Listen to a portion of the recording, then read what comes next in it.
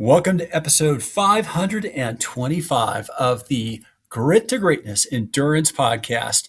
We are your hosts, coaches Rich.soares, April.spilde, and Lauren.brown, and we are on a mission to help endurance athletes train smarter, race stronger, and build the grit it takes to achieve greatness.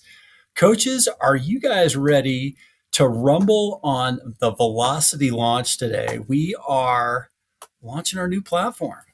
I'm super pumped. I cannot wait to see our ambassadors on the platform and experiencing it and being able to hear even maybe some of their commentary as they're going through the experience. Yeah, hear what they really think about us. We can hear you guys. Yes, you are not muted. If I added you as my friend, I can hear everything you're saying.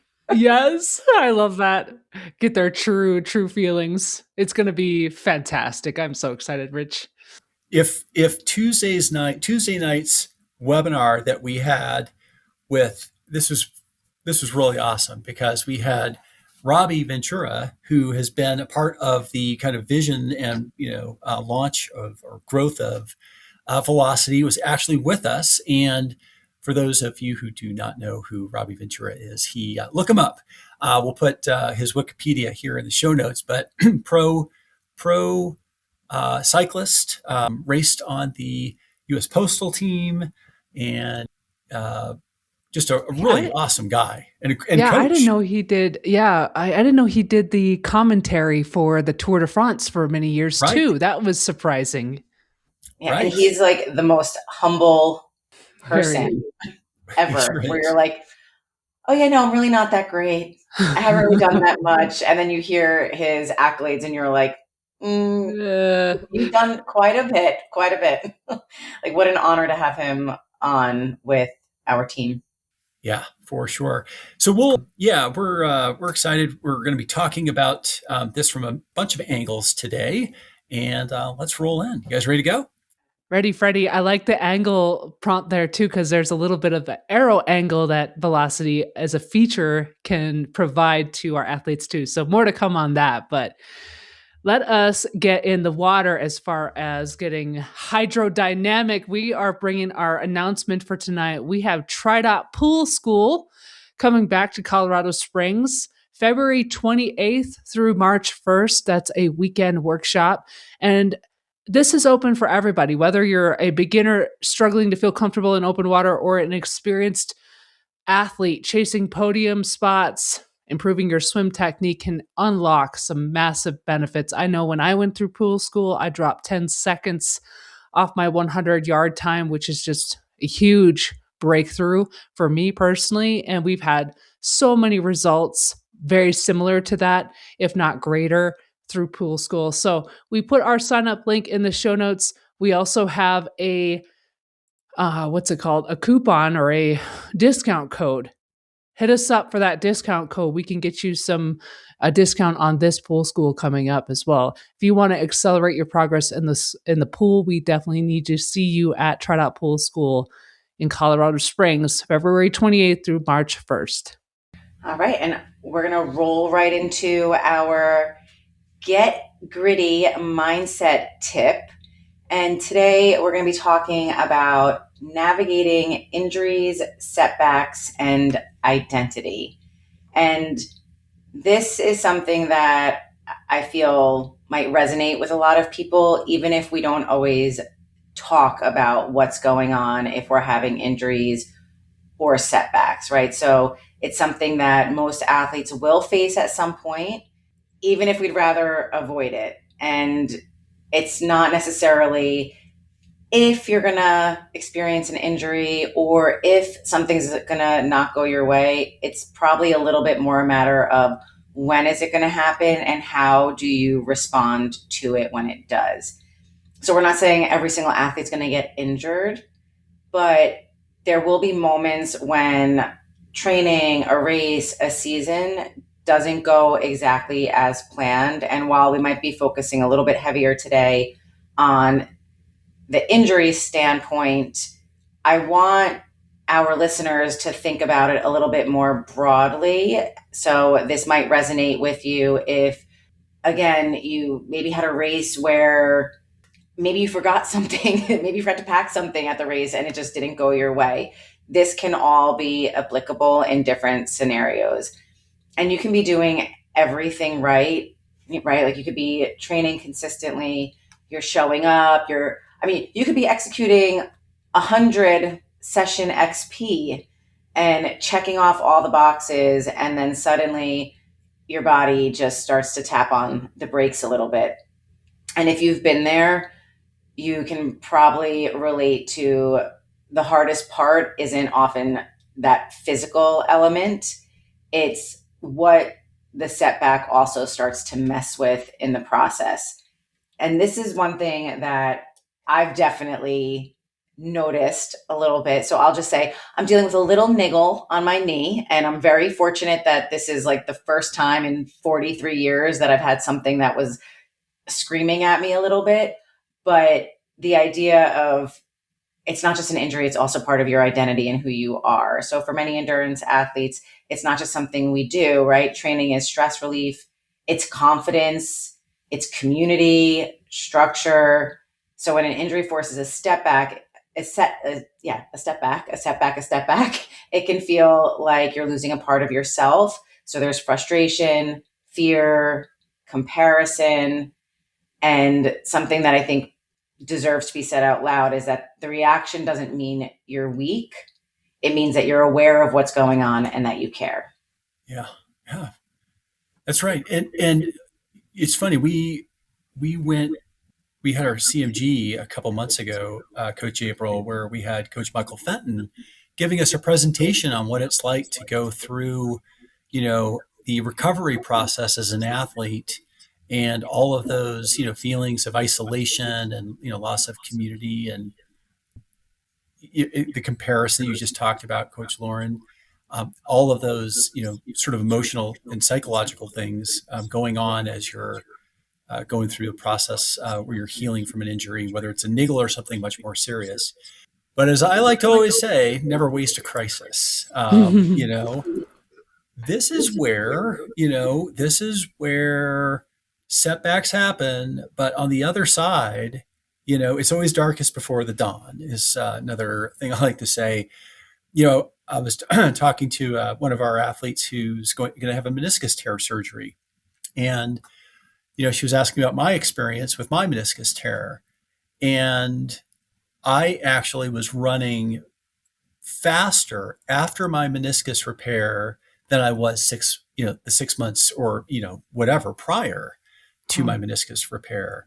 And it turned out that, I was even having those thoughts, like, will I ever run again? I'm like, and it was, in the moment it seemed legit, but later on the healing process, the physical therapy that went into it was a corner I couldn't see around at the time. But when I was around that corner, all of a sudden I'm like, wow, I'm stronger. I've got more mobility. I can actually run more powerfully because everything's healed up. And I've actually done some proper physical therapy. So that is actually a really great lesson because, when you are recovering from an injury, physical therapy, that mobility, avoiding stillness, really kind of, it's a good time to maybe even reflect on kind of your relationship to the sport. It doesn't have to be an all or nothing. It can be a change, right? This is a great time to just be patient and let things come to you. So this is where, better questions matter more than harder workouts. What has my body been asking for that I've ignored? What was I compensating for instead of addressing the root cause issue? What does stronger actually mean for this season? And so here's the reframe. This isn't just a setback. It's a forced audit and a rebuild. Rehab, prehab, and preseason matter. Now you're going to have greater wisdom around that rehab and prehab. This isn't just about getting to the baseline. It's about you're going to, and you can't just use the preseason for piling on fitness. This is your time. You're going to be addressing any lingering issues from last season, building resilience, not just capacity, but building resilience, cleaning up movement patterns and strength gaps. This is a great time to do a functional movement screening to do, a gait analysis to make sure that there's nothing going on wonky with your gait analysis and running that's going to cause an injury. And athletes who come back strong don't rush it. They really kind of follow the, prescription of their PT or their coach. They don't panic. They don't skip the boring work. Here's the truth. Rushing back usually costs more time than it does taking it slow, because coming back too fast, you can just re-injure yourself. Yeah, that is true. One of the things that Laura and I were talking about when she shared that she's been dealing with this knee niggle was the fear, right? The fear, the things that we go through, the gamut that our mind runs through when something happens that's totally unexpected, that is unfortunate and can feel completely derailing. And one of the things I love about Lauren is that she is very, very resilient, and she has a great way of looking inward to address the fear, right? So she and I, if you don't mind me sharing a little bit, Lauren, she and I talked a little bit about, okay, what is the fear and how can we reframe it so that it's not so big and scary? And I think she quickly, it was wonderful to see, quickly rose to the occasion to provide some answers to the fear, which can automatically, in a powerful way, defang what that feels like when you are in that moment of uncertainty. And it's just a great way to look at fear as feedback versus failure, right? We want to get that information so we can make an informed decision, that we're understanding why we're here in this situation in the first place, and not shaming or blaming, but realistically and objectively looking at, okay, this is what's happened. This is what I can do to adjust or pivot, which that is the definition of resilience. It's the ability to withstand and or recover from a setback. So Lauren, I know this segment for you is close to your heart, and I just want to say thank you for being willing to share what's currently going on. You've got some awesome goals, big dreams, and I really see you on the path to getting back and using this as a stepping stone versus a stumbling block. So when we think about getting gritty here with overcoming this fear of a setback, or if we are injured or we're overtrained, or we just continuously get in this rut of not being able to see progress, there's a few things that we can do to help us move through this. First is making sure that we separate our identity from our output. You are not your pace. As Coach Rich shared earlier, he tore his meniscus. That's the first time I've heard that. That is an incredible story of coming through something that is uncertain and you haven't been through, and is this new dark forest that you have to go through to see if you can come out the other side, and here you actually are running faster. That's so amazing. So separating your pace from your identity, you understanding that things change and we can adapt to them. You're not your mileage. You are not your race calendar. Just this last year, my goal last year was to qualify for Xterra Worlds, but it was also my mom's 60th birthday. And I recognized, Mom, we're going to Mexico to celebrate your 60th. I can put this race off for another year, right? I recognized in that moment that my whole identity is not to be a triathlete. It's also to be an excellent daughter, to be a wonderful sister, and to recognize that my mom has a milestone birthday. We're going to go celebrate in Mexico. So you're not your race calendar. You are someone who shows up, someone who adapts, and someone who plays the long game. Your training will change. It will change. It's not a may or if, it will. But your identity doesn't have to. So instead of saying, man, I can't train right now because I'm injured or because I'm sick, try, okay, my focus or my job right now is to recover well. I can get really good right now at recovery, leaning into the opportunity of getting good at something that maybe you had put on the back burner for a really long time. That is training. It's just a different season of it. Another way to help you with moving through a setback is turning that setback into a tool. Your injury doesn't have to define you. It doesn't have to break you. It can become a very powerful teacher. It can remind you that you're ready for a reset. Maybe you need to look at your priorities. It can be a huge foundation builder. So if you had been neglecting an injury for a really long time and then finally it impeded your ability to train, now is the time to address. If you couldn't do it in the past, right now, today is the time to do it. It can be an incredible foundation builder to help you so that this doesn't happen again and that you have a stronger place to stand when you continue on with your intensity or with your training. Athletes who reflect during setbacks tend to train smarter. They respect recovery. They also recover faster, and they learn that mind-body connection. They can learn how to better communicate with their bodies. This season doesn't have to be less than. It can actually be stronger because of it. So here's your closing thought for our Get Gritty tip. We talk a lot about grit in endurance sports. I mean, the name of our podcast is Grit to Greatness. But grit isn't always pushing harder. Sometimes it looks like pulling back, choosing patience over the ego, and honestly doing the work that no one sees. The stuff that's not glamorous or flashy or fancy, but the things that really make the difference when it comes to building that foundation. So if you're injured right now, you are not behind.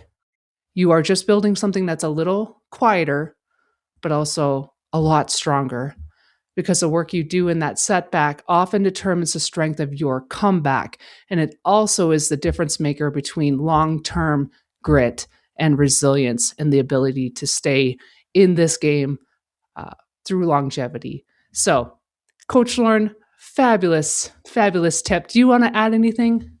Well, I want to say, Rich, thank you for sharing about your meniscus tear, your surgery, because it's another thing that Coach April and I are talking about while I'm trying to navigate this in my headspace about the fear and almost like guilt that was showing up for me, was that I'm thinking, again, like what we said earlier, like I do the right training. If I look around at, like, again, not that you should be comparing, but I'm like, I'm mobile. I do mobility every day. I'm flexible. I sleep well. I am pretty on point with my nutrition. And then I'm thinking, I started to question, like, what am I doing wrong? I don't deserve this space. I'm obviously like not treating my body properly. I'm not doing the right things. And not that I want to hear that, Rich, that you had surgery or anything like that. But obviously I look up to you as a coach. I look up to you as an athlete. And it's like injuries and setbacks happen to pretty much everyone. It doesn't matter if you are the best coach in the world, if you are the fastest, fittest athlete. We see it all the time on the pro field with athletes who have the best care from, physiotherapists, massage therapists, people that are doing their nutrition, and it still happens to them and they also recover. And it's that fear of the unknown, but knowing that the comeback can be stronger than the setback. So I needed this conversation today, and I hope that it resonates with someone else. And I know that there's always training and racing on the other side of it, and it helps to talk through it sometimes. And talk through it with your coach, talk through it with your fellow athletes. There's a great chance that either they've had an athlete who's gone through something like this, or they know an athlete that has gone through something like this who could be a good support system for you, right? Just having somebody, oh, you've been through this too. Can I be your, can we exchange, phone numbers so we could text each other if I have, and it was like, Coach Fenton, gave us that presentation on what it's like to go through a traumatic injury. It's hard to put yourself in those shoes. It's hard, so, talking to someone who's been there, done that, and has gotten through it is probably very, sort of comforting, Yeah, hope giving. And let's just put this out there, right? Don't, if you're experiencing something in a race or in a workout that does not feel right. This is not right. Pay attention to that. You'll come back tomorrow and train tomorrow if you pay attention to that and pull over and get whatever attention it is that you need. Don't ignore warning signs. Like whether, look at, Tio had a heart attack in a race.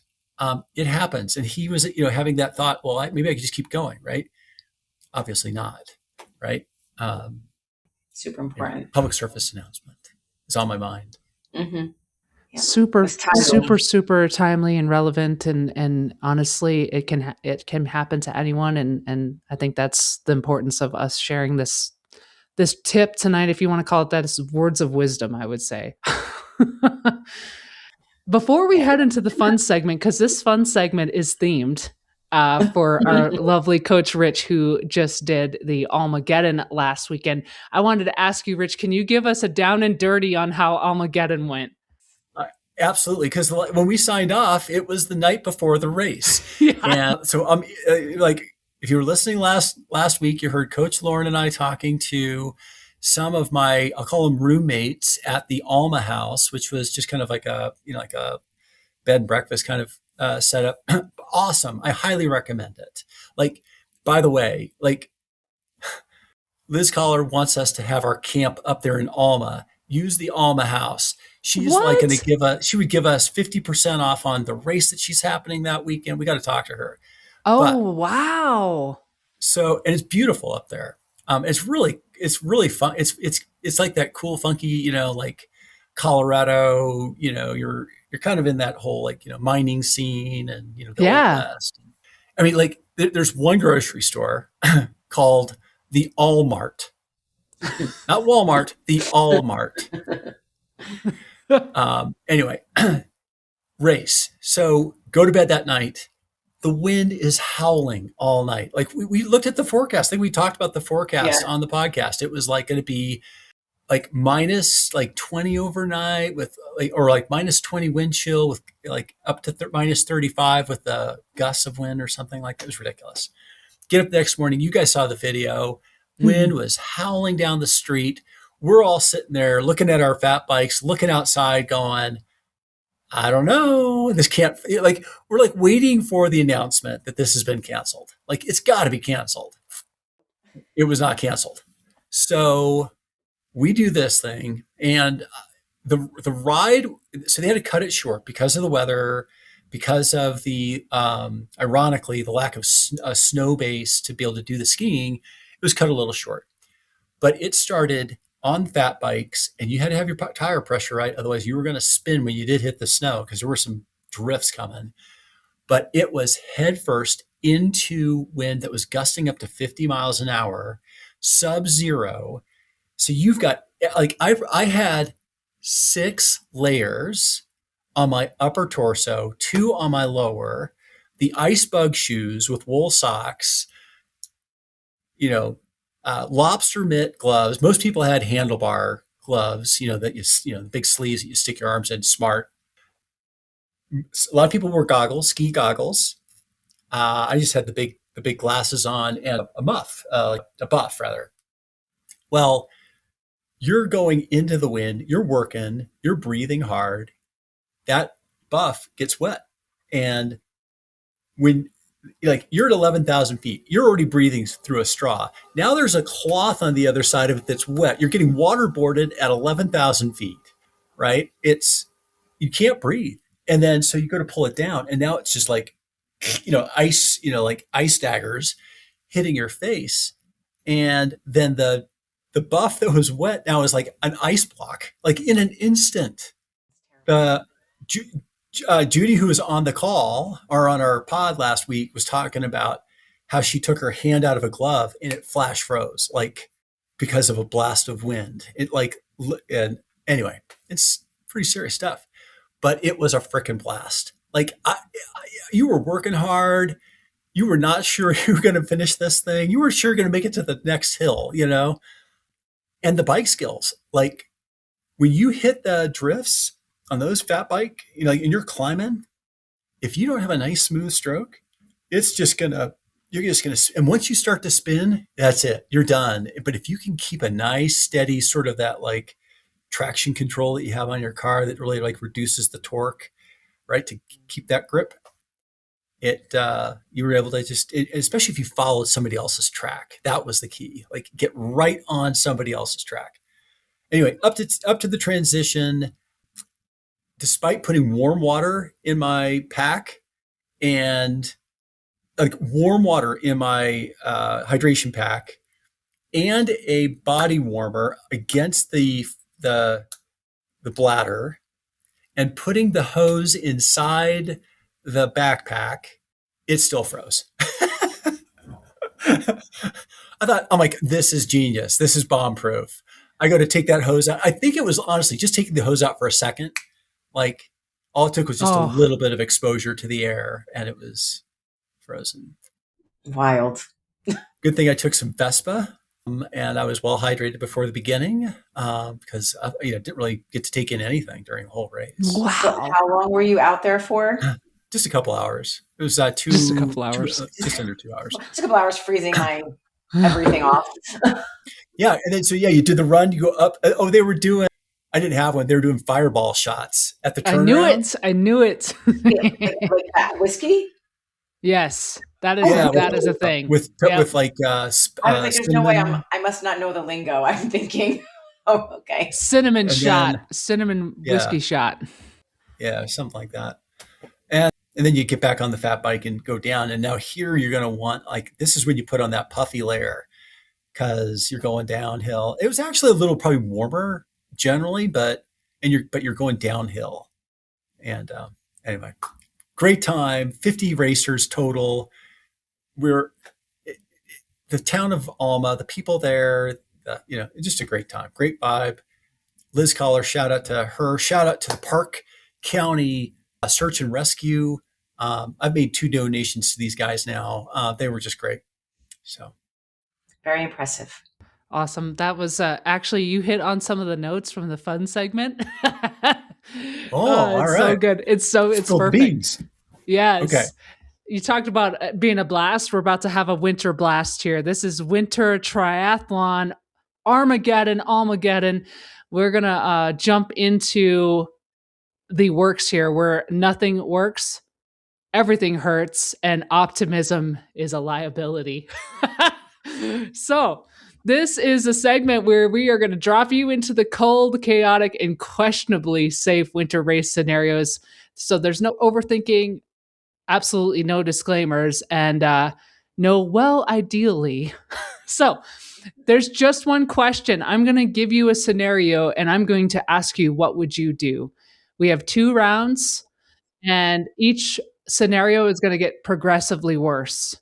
So I'm going to give you the scenario, and you need to tell me, what would you do? Are you both ready? Ready. All right, round 1. This is cold but contained. Here's your scenario. You're 5 minutes from the start gun. You already can't feel your toes. It's going to be at least an hour. For Rich, it was a few hours before they warm up.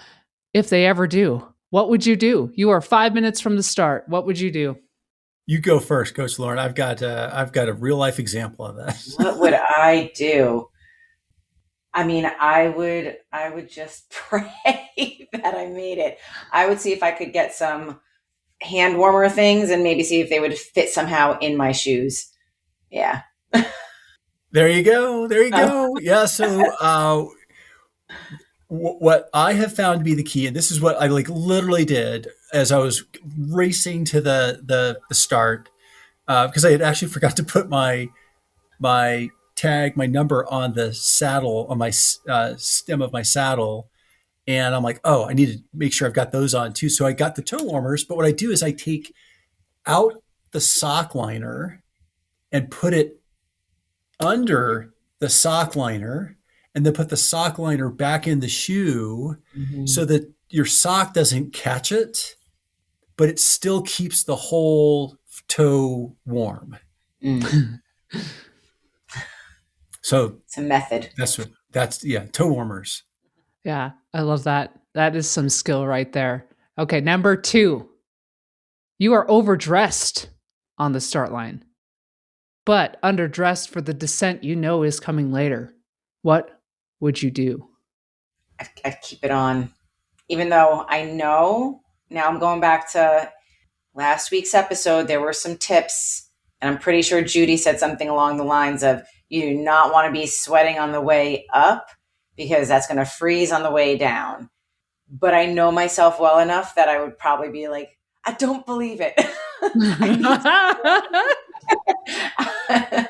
So Judy's advice, take a layer off so you're not actually, you don't want to sweat, she said. You do not want to sweat. Yeah, that was absolutely true. Everybody was like, there were people that were sweating on the way up. But I think the technique is, for me anyway, it's unzipping one layer at a time. So you unzip one layer, it opens it up, it allows some air to flow in.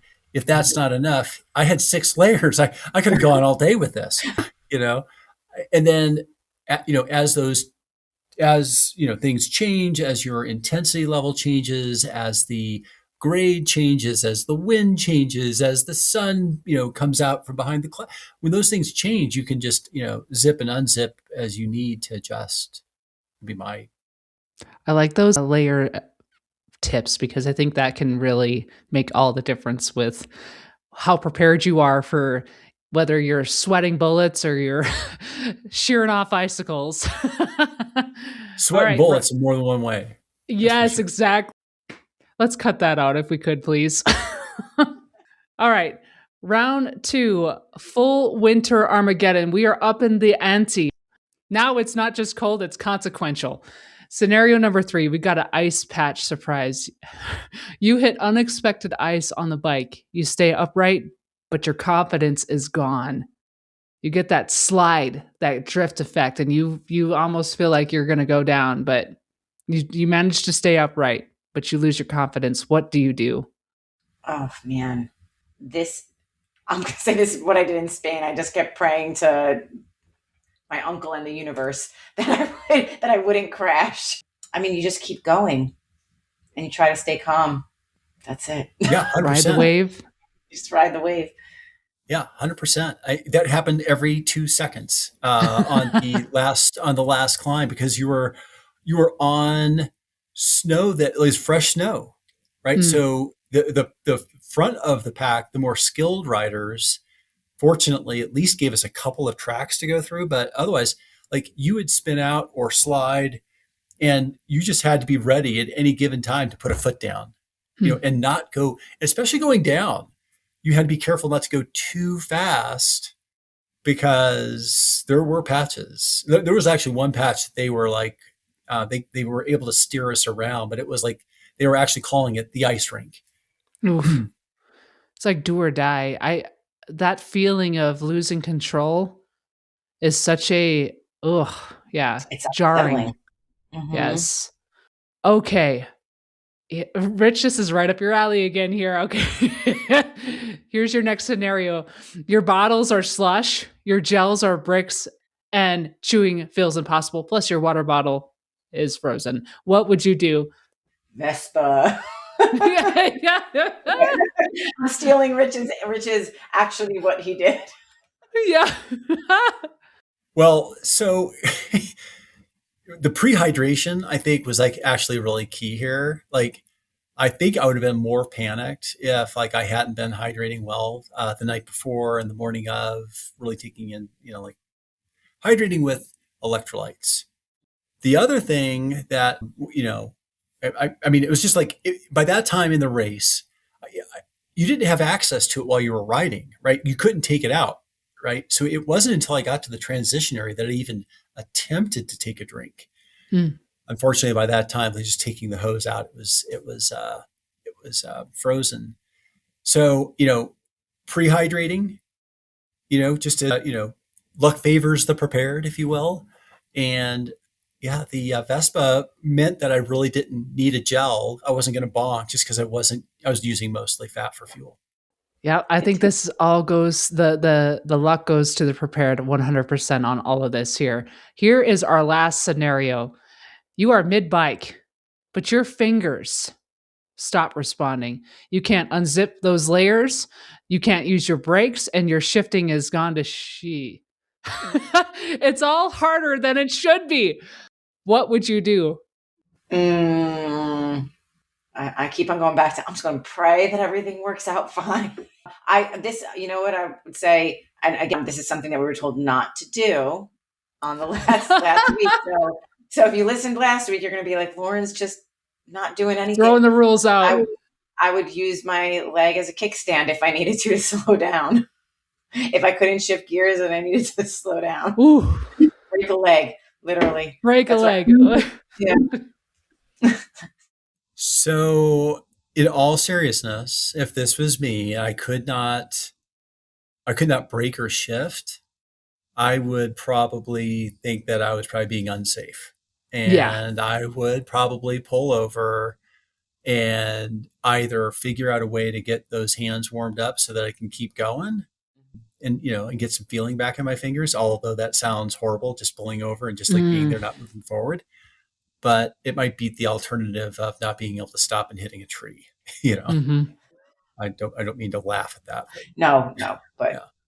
True. It's safety for sure. If your hands aren't working, if your fingers have not recovered, that might be early onset frostbite as well. So yeah, buzzkill Rich. Sorry, guys. No, it's good. This is this favors, again, luck here. So that is your winter triathlon Almageddon version. Winter racing doesn't only reward bravado, it rewards preparation, adaptability, and good decisions made under pressure. Just like Rich said, with stopping. If you are not able to use your hands, that is a good point to stop. If one of those scenarios made you squirm, good. That's where the real learning happens. But now we want to hear from you.